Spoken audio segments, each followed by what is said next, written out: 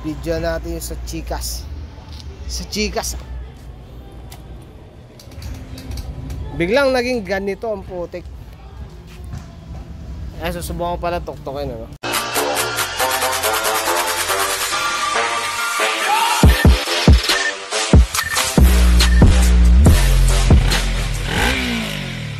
Wala ako ng ano, magic tool. Try mo nga, start dude.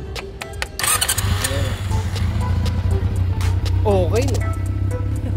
Okay. Kailangan mo ibaon ka ganito. Yan. Yan, para maubad mo yan, kailangan mo tanggalin yung carb, yung airbox, yung linya ng tubig. Yan, ganyan.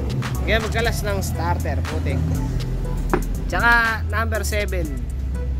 Number 7. 7mm pala. Yan, sakto dito yan.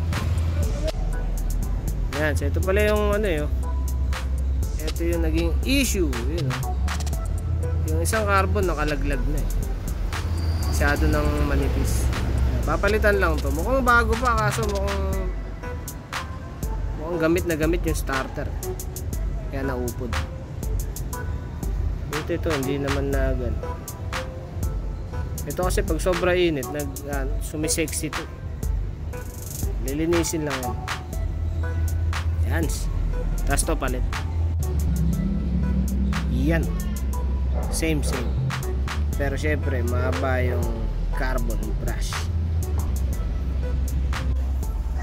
Yan. Pagtapos ng starter, ito naman yung clutch. Yan. Buti na lang pala, pinabili ko na rin yan. Kasi nga ito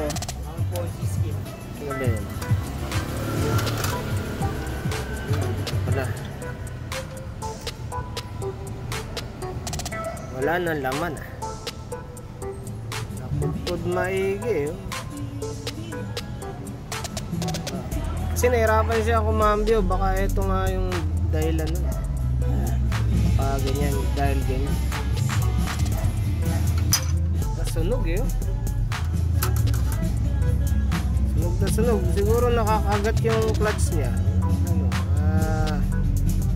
Nakababad sa clutch.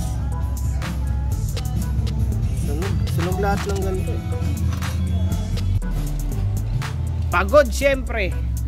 Ginawa ng bagong gasket. Ando na. Goodies na. Antayin lang natin mag-cure yung sealant. Nilagyan pa rin yung sealant para sure na walang leak. Kasi yun, binalot ng Teflon. Walang goma eh. Okay na yan, manipis lang doon. Tapos lalagyan niya ng grasa para madali may shoot. Tapos yung ito na, petcock. Palit na ng petcock. So okay na yan. Side mirror napalitan na rin. Alright.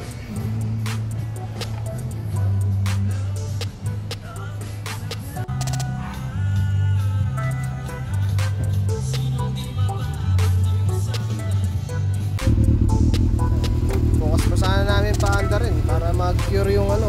Kaso nainip na ako. Pwede naman yun kasi flat naman yun. Hindi naman siya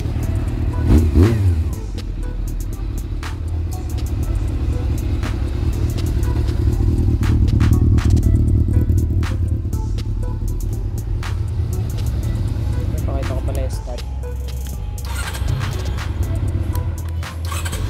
Hindi na sumasablay bago siyempre bago.